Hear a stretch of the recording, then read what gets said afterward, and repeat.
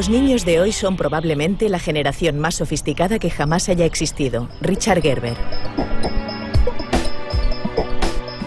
Nunca había sido tan marcado el abismo entre dos generaciones. Mientras los niños de hoy hacen sus deberes con ayuda de Internet y crecen sumergidos en las redes sociales, los adultos y profesores siguen aplicando una educación anquilosada, basada en formas de vida de hace 2 siglos, sometida a la presión de los resultados académicos y a las agendas políticas. Richard Gerber, uno de los líderes educativos actuales más inspiradores, cree en devolver la pasión por la enseñanza a los profesores y el placer del aprendizaje a los alumnos. Aunque esto no será posible hasta que los jóvenes expresen lo que esperan del mundo y la educación les ayude a encontrar su lugar en la sociedad.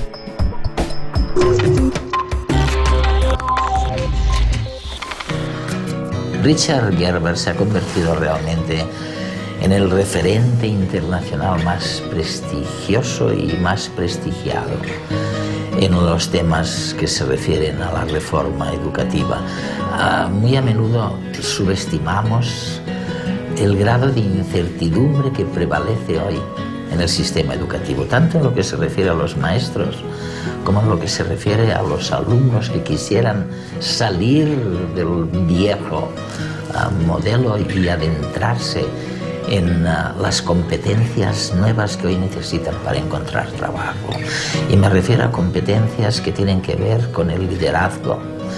Una multinacional, igual que un maestro o un alumno, no es líder simplemente por ser una multinacional o por ser un maestro. Hay los secretos del liderazgo que son en los que están adentrándose los Richard Gerber de turno. Y lo que decimos del liderazgo lo decimos del mundo de la cultura, en donde los ritos o la democracia, el conocimiento de la democracia son esenciales. O, claro está, los secretos de la gestión emocional. El mensaje más importante que quiero trasladaros hoy es que debemos tener el valor como educadores y profesionales de luchar por seguir nuestra pasión, por seguir nuestros instintos, por hacer lo adecuado para los niños, para que la educación se convierta en un vehículo de capacitación y no un vehículo de opresión. Richard, me has convencido, nos has convencido de que los niños de hoy en día no se parecen a los que fuimos nosotros. Y que el mayor reto de la educación es asumir este cambio de la sociedad. ¿En qué sentido son distintos los niños de antes de los de ahora? Creo que al nacer somos esencialmente iguales. Siempre hemos nacido igual. Pero las condiciones y el entorno donde crecen ahora han cambiado. Y por eso los niños cambian como personas a medida que van madurando. Y me parece que la diferencia más importante radica en que, como los medios de comunicación tienen un alcance increíble en la actualidad, gracias a Internet, a la televisión, a las conexiones vía satélite, están expuestos a problemas y oportunidades para entender y conocer y aprender y experimentar cosas que, cuando nosotros éramos niños, no estaban ahí. Nosotros crecimos y nos criamos en comunidades pequeñas. Aprendimos mucho de nuestros padres, de nuestros profesores y de las personas que vivían en la misma comunidad que nosotros. Y de los libros. Exacto, y de los libros. Teníamos experiencias bastante limitadas y además nos costaba bastante tiempo irlas forjando. En cambio, a los niños de hoy se los bombardea con experiencias, conocimiento e información. Creo que saben más cosas, pero que no necesariamente son más sabios. No se han vuelto más sabios, pero sí están expuestos a más cosas. Y eso ha cambiado su perspectiva del mundo. Un reto que tenemos como educadores es este. Nuestros hijos vuelven a casa tras la escuela cada día y aprenden más por sí mismos y de sus amigos en las redes sociales que en el aula, ¿o no? Con los deberes, por ejemplo. Gracias a Dios, como padre, ya no tengo que ayudar a mi hija con los deberes. Sabemos que nuestros alumnos llegan a casa y lo primero que hacen es entrar en Twitter y decir: tengo estos deberes. ¿Alguien sabe la respuesta? Y ¡zas! Como sistema educativo, ¿cómo podemos comprender este fenómeno? Los niños son consumidores sofisticados. Ya no tienen que esperar a que les enseñemos las cosas. Las encuentran por Internet, crean vínculos de amistad, aprenden unos de otros.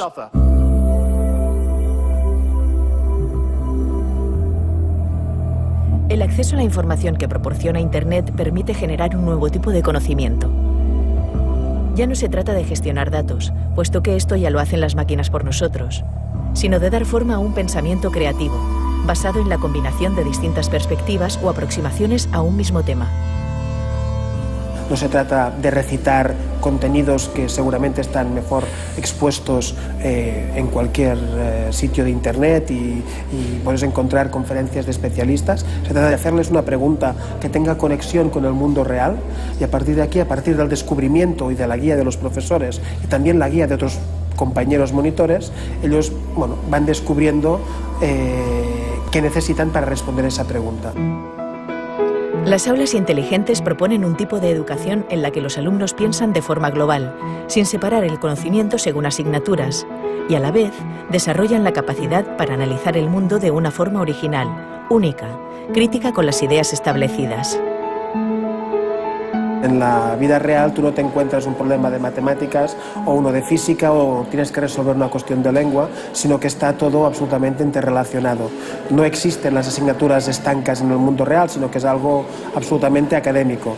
Si lo que queremos es preparar a los estudiantes para las habilidades, las competencias que van a encontrarse o van a necesitar posteriormente, nosotros tenemos que trabajar también de forma interdisciplinar. Te ayuda a ampliar más tu visión del mundo, te enseña a ser culto con lo que aprendes con el colegio, que también te va a servir para la vida, entonces está muy bien eso. Ellos tienen que ser capaces de reflexionar, fruto de esa reflexión viene su autoconocimiento, su idea de vida, los valores que tienen en su familia, los que han crecido, y también la decisión para seguirlos o no seguirlos. Esa reflexión forma parte también del día a día en el aula inteligente. De hecho, cada día los estudiantes reflexionan durante 10 minutos sobre una noticia de actualidad, la que sea, y muestran sus puntos de vista. Por ejemplo, las opiniones de diferentes personas nos pueden ayudar también en nuestra vida y cosas que no se nos ocurren.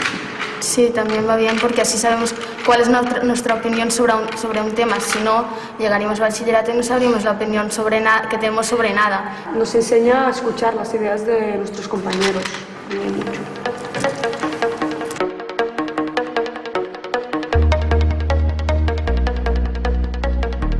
Bueno, el siglo XXI, la única cosa que sabemos, por cierto, es que va a ser muy diferente. Ahora necesita la industria mucho más imaginación, mucho más creatividad, mucho más habilidad por la parte de los trabajadores de trabajar juntos con una mentalidad diferente, una mentalidad que está abierto a las sugerencias de otras personas en su equipo.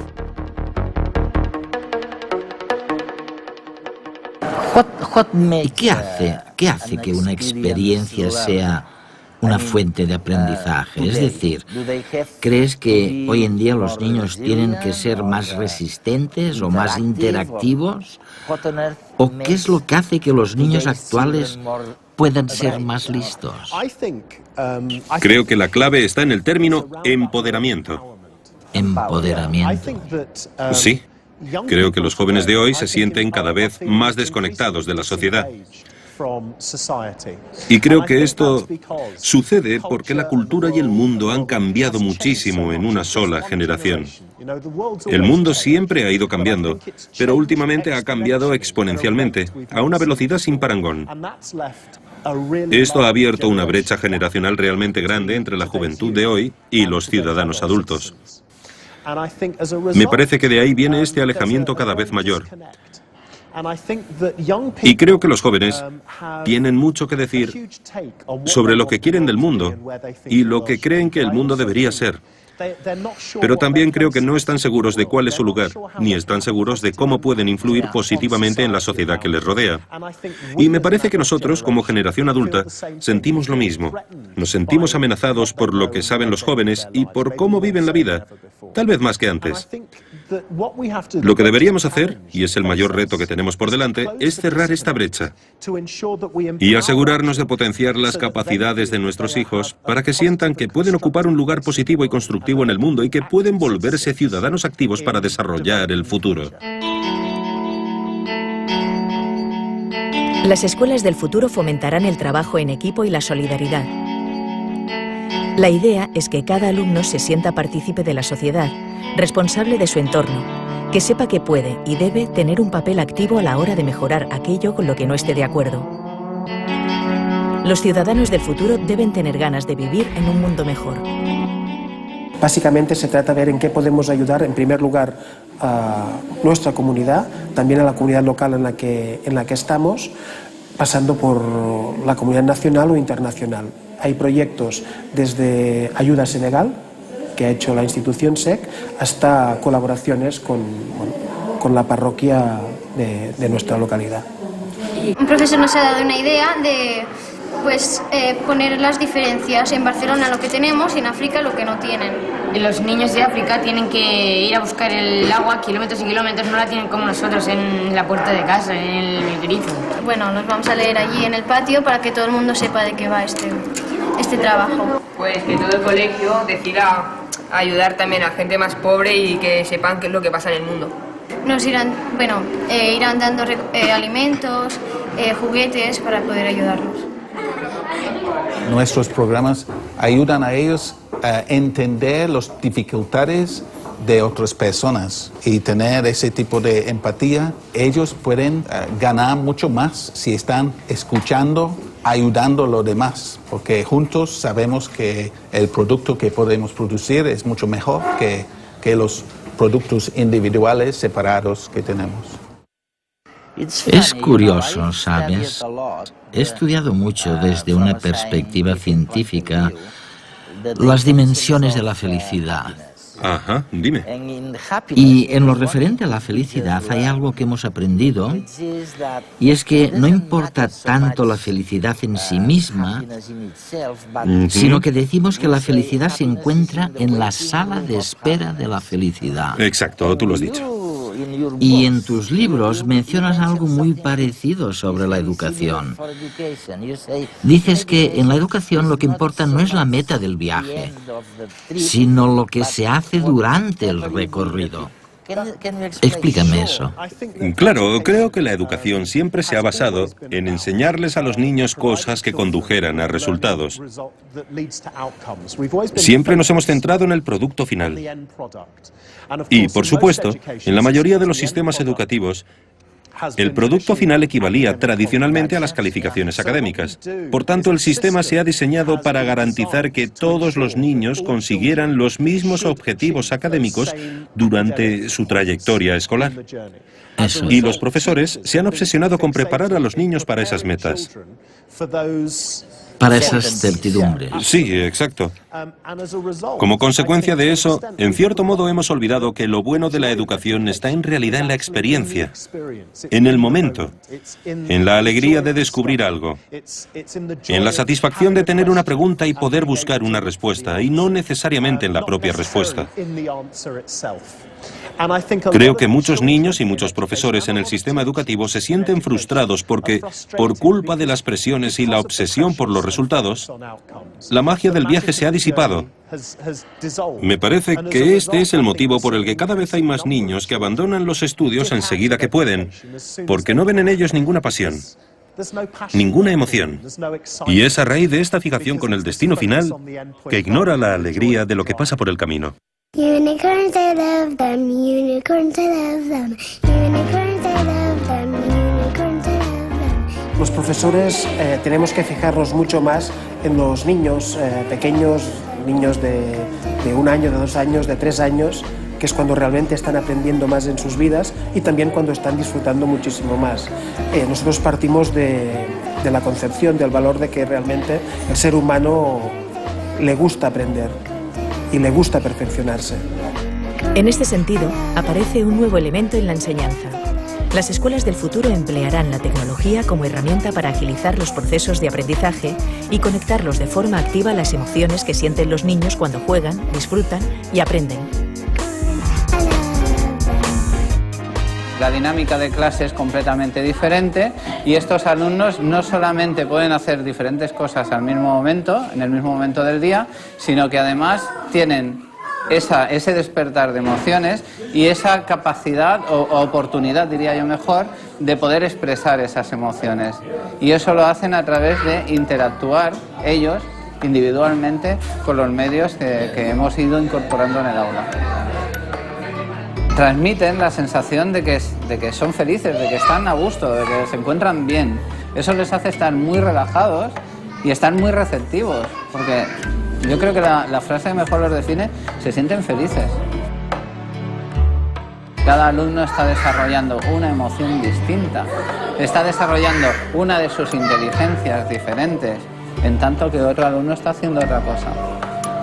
Siempre acompañados, ya desaparece un poco la palabra liderados por un profesor y aparece un poco este acompañamiento que hace la profesora de cuidar que todo aquello que se está haciendo venga a través de ese proyecto pedagógico. He escuchado la palabra pasión repetidamente en tus conferencias, en tus libros, en tus conversaciones. ¿Cómo relacionas la pasión con los profesores? Lo primero que tenemos que preguntarnos es por qué los profesores deciden ser profesores. Los profesores eligen dedicarse a la docencia porque les apasiona hacer algo por los niños, por los jóvenes. Por eso se dice a menudo que la docencia es una vocación, un llamamiento, casi como el deseo de hacerse cura. Y nace de una pasión, brota del corazón, surge de la convicción de que como persona uno tiene la responsabilidad de hacer algo para cambiar las cosas, para tomar a los jóvenes de la mano y conducirlos a un lugar mejor. En mi experiencia, todos los jóvenes que deciden hacerse profesores lo hacen por esta pasión. Desgraciadamente, lo que ocurre después es que el sistema está tan ordenado, tan reglamentado, tan centrado en los resultados específicos que, en cierto modo, perdemos la pasión por culpa de la presión. Y esto provoca que la pasión no se les transmita a los niños ni revierta en su experiencia de aprendizaje. En mi opinión, es vital mantener la pasión de los profesores para que puedan vivir esa vocación. Ese deseo de capacitar y guiar y ayudar a los jóvenes de un modo expansivo. Si lo logramos, entonces los niños también sentirán esa pasión. Y de veras que así debe ser. No en vano, la mayoría de los que hemos consagrado nuestra vida a la educación lo hemos hecho porque nos encanta el viaje, nos encanta el descubrimiento, nos encanta investigar y descubrir cosas nuevas.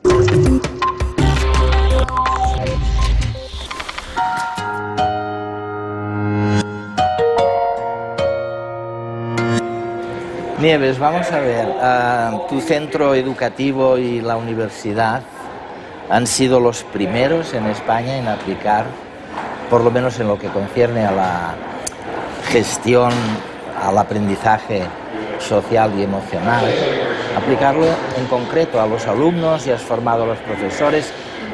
¿Qué has hecho? A la audiencia le gustará saber qué has tenido que hacer para activar este proceso.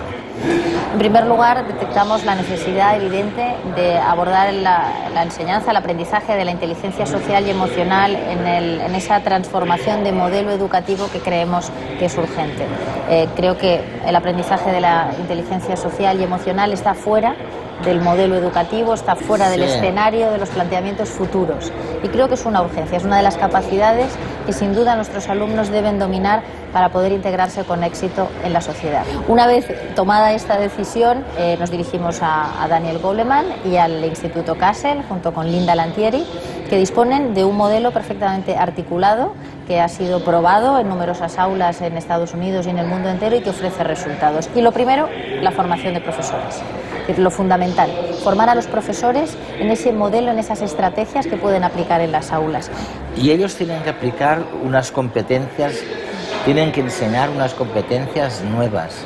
a los alumnos? Claro. ¿Qué competencias? ¿Qué les enseñan de nuevo? Bueno, pues tienen que enseñarles a descubrir sus propias emociones y a gestionarlas, lo cual es un descubrimiento a todos los niveles. Primero para los profesores, que también para ellos esa formación ha supuesto un aprendizaje personal y han aprendido a gestionar mejor sus propias emociones y sus relaciones con los demás. Y esa es la primera consecuencia fantástica. ¿Y de la ver segunda cosa? La segunda con los alumnos. En el proceso formativo de los niños existe el espacio también para ese aprendizaje, existe esa necesidad, con lo cual no ha sido un elemento ajeno al sistema que hemos intentado introducir a golpes, para entendernos, sino que ha sido algo que ha fluido de una manera absolutamente natural, porque es el entorno natural también de las emociones, un aula que gestiona tantas emociones a lo largo del día, encontradas, de frustración, de alegría, de esfuerzo, de compañerismo. Es el lugar ideal en el que el profesor, interactuando con todos sus alumnos, aprende a sacar lo mejor de esas emociones y a dirigirlas en la mejor dirección posible. Nieves, una cosa, me has hablado de saber gestionar sus emociones. Ok, ¿qué más? Les enseñáis de nuevo para que encuentren trabajo. Bueno, las habilidades que necesitamos ahora para que se integren en el nuevo entorno de trabajo son completamente distintas a esas otras habilidades para las cuales fue diseñado el modelo de escuela que denominamos industrial, que preparaba a los alumnos para otras tareas rutinarias, memorísticas, manuales. Ahora, sin embargo, nos encontramos con que se nos exige habilidades de pensamiento crítico, de empatía fundamental, esa capacidad que tenemos los seres humanos de establecer una conexión con los demás, de transferencia del conocimiento, de creatividad, de innovación. Es decir, son habilidades que también pueden trabajarse dentro de las aulas. No podemos convertirlo nunca esto en una asignatura.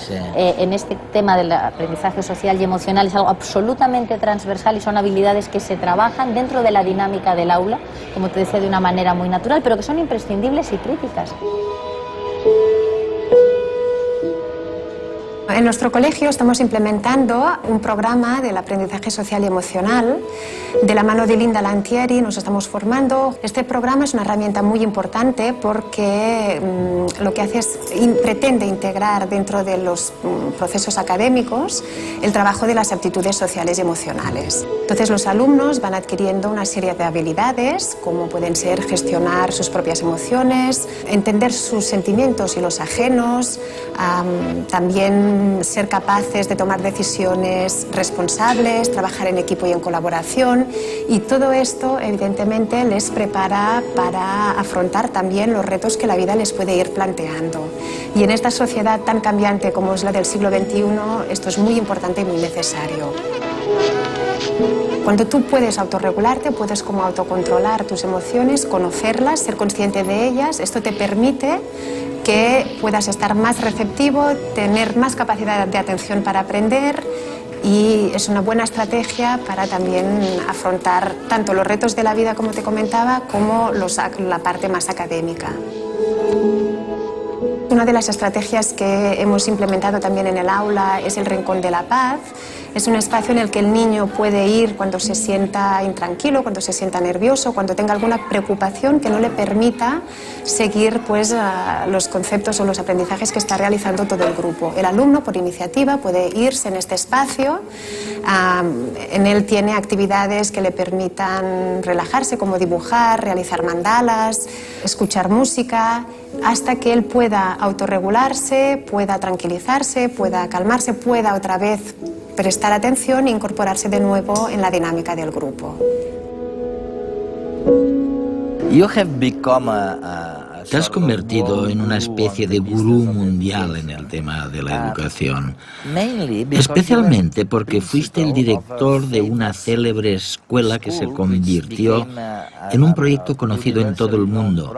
Me refiero a Grangetown. Grange, sí. Es verdad, Grange. ¿Qué tenía de especial este proyecto? Siempre he creído que los niños necesitan entender por qué están aprendiendo. Y no solamente tienen que saber que aprender es importante para su futuro a largo plazo, sino que es necesario que se den cuenta de que aprender puede cambiarles para bien la vida ahora. Además, especialmente con los más pequeños, es importante que entiendan el contexto, ¿sabes? Si le dices a un niño de 6 años, Esfuérzate mucho en la escuela porque algún día eso te ayudará a encontrar un buen trabajo. ¿Qué quieres que te diga? Para la mayoría eso está demasiado lejos. Claro. Así que para mí se trataba de asegurarme de poder decirles a los niños de 6 años, mira hasta qué punto estudiar puede mejorarte la vida ahora, y también de ayudarles a estar implicados durante todo el proceso. Grangeton fue una manera de hacerlo porque se basaba en eso. Cuando observamos a los niños que todavía no son suficientemente mayores como para ir a la escuela y miramos cómo aprenden, vemos que aprenden mediante la acción, mediante el juego, la experimentación. Por ejemplo, los niños fingen ser médicos o enfermeras o profesores, aprenden muchísimo de esto, realmente conectan con el juego y les aporta mucho. Sí, y a veces, perdona que te interrumpa, pero a veces te he escuchado decir que es mejor, en lugar de estar enseñando una asignatura concreta, formular una pregunta bonita, como la de la tortuga, por ejemplo, ¿recuerdas? Sí, exacto. ¿Cuál es? Mira, el ejemplo lo encontré cuando tuve la suerte de seguir a un niño en clase mientras trabajaba con su profesora. La profesora había decidido, en lugar de enseñar las asignaturas que tocaban esa semana, hacer algo distinto. Se le ocurrió que lo que haría con los niños esa semana sería estudiar el concepto de empatía. Y es que, por supuesto, los grandes profesores parten de conceptos difíciles, como la empatía, y los traducen en algo que entiendan los niños. Pues bien, ella me contó que esa semana les había hecho a los niños una pregunta el lunes por la mañana. La pregunta era, ¿cómo crees que sería tu vida si fueras una tortuga? ¿Una tortuga? Una tortuga. No sé por qué eligió la tortuga, pero se trataba de que los niños entendieran lo que se sentía al ser diferentes, supongo. Luego la profesora centró el aprendizaje de toda la semana en responder a esta pregunta. Los niños seguían teniendo que estudiar matemáticas y lenguaje y ciencia y geografía, pero lo hacían con un propósito real, que era descubrir la respuesta a esa gran pregunta. Si la pregunta hubiera sido, dime en qué consiste la empatía... No. Los niños habrían pasado de eso por completo, habrían pensado, eso será un palo. Tras el experimento de la profesora, el niño que menos participó, el que vivía siempre en su burbuja, escribió un poema, del que podéis escuchar aquí un fragmento. Soy un chico normal al que le gustan las tortugas. Me pregunto cómo será el mundo en el 2020. Oigo muchas lágrimas tristes. Veo a personas que pierden a sus familias. Yo quiero paz en el mundo. Soy un chico normal al que le gustan las tortugas.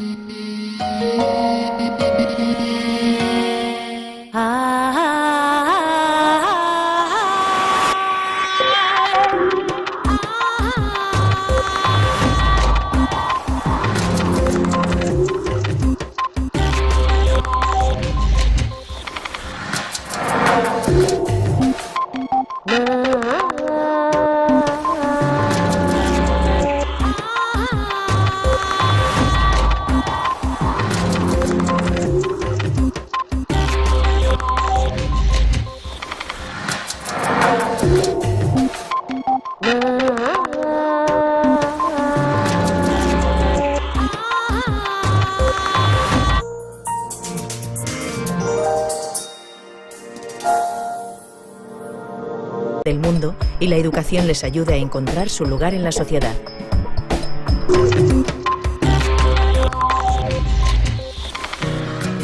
Richard Gerber se ha convertido realmente en el referente internacional más prestigioso y más prestigiado en los temas que se refieren a la reforma educativa.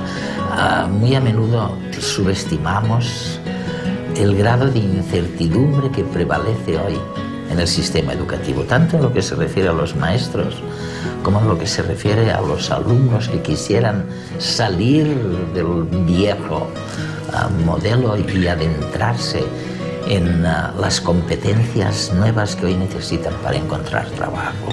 Y me refiero a competencias que tienen que ver con el liderazgo. Una multinacional, igual que un maestro o un alumno, no es líder simplemente por ser una multinacional o por ser un maestro. Hay los secretos del liderazgo que son en los que están adentrándose los Richard Gerber de turno. Y lo que decimos del liderazgo lo decimos del mundo de la cultura, en donde los ritos o la democracia, el conocimiento de la democracia son esenciales, o, claro está, los secretos de la gestión emocional. El mensaje más importante que quiero trasladaros hoy es que debemos tener el valor como educadores y profesionales de luchar por seguir nuestra pasión, por seguir nuestros instintos, por hacer lo adecuado para los niños, para que la educación se convierta en un vehículo de capacitación y no un vehículo de opresión. Richard, me has convencido, nos has convencido de que los niños de hoy en día no se parecen a los que fuimos nosotros. Y que el mayor reto de la educación es asumir este cambio de la sociedad. ¿En qué sentido son distintos los niños de antes de los de ahora?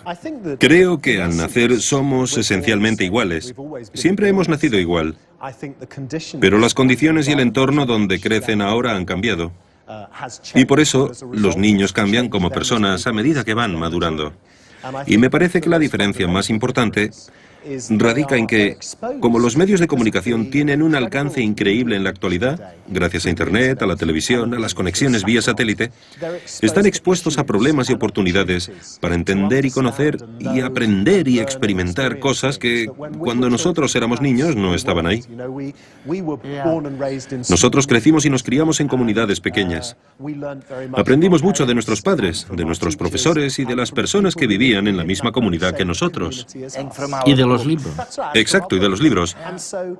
Teníamos experiencias bastante limitadas y además nos costaba bastante tiempo irlas forjando. En cambio, a los niños de hoy se los bombardea con experiencias, conocimiento e información. Creo que saben más cosas, pero que no necesariamente son más sabios. No se han vuelto más sabios, pero sí están expuestos a más cosas. Y eso ha cambiado su perspectiva del mundo. Un reto que tenemos como educadores es este. Nuestros hijos vuelven a casa tras la escuela cada día y aprenden más por sí mismos y de sus amigos en las redes sociales que en el aula, ¿o no? Con los deberes, por ejemplo. Gracias a Dios, como padre, ya no tengo que ayudar a mi hija con los deberes. Sabemos que nuestros alumnos llegan a casa y lo primero que hacen es entrar en Twitter y decir: tengo estos deberes. ¿Alguien sabe la respuesta? Y ¡zas! Como sistema educativo, ¿cómo podemos comprender este fenómeno? Los niños son consumidores sofisticados. Ya no tienen que esperar a que les enseñemos las cosas. Las encuentran por Internet, crean vínculos de amistad, aprenden unos de otros.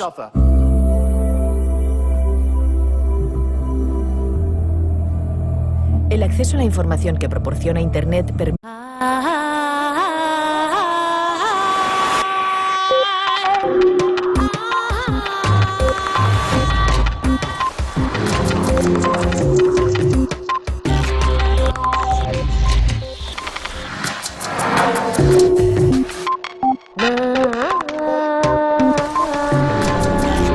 Los niños de hoy son probablemente la generación más sofisticada que jamás haya existido. Richard Gerber.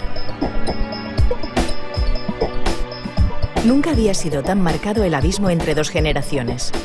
Mientras los niños de hoy hacen sus deberes con ayuda de Internet y crecen sumergidos en las redes sociales, los adultos y profesores siguen aplicando una educación anquilosada, basada en formas de vida de hace 2 siglos, sometida a la presión de los resultados académicos y a las agendas políticas. Richard Gerber, uno de los líderes educativos actuales más inspiradores, cree en devolver la pasión por la enseñanza a los profesores y el placer del aprendizaje a los alumnos. Aunque esto no será posible hasta que los jóvenes expresen lo que esperan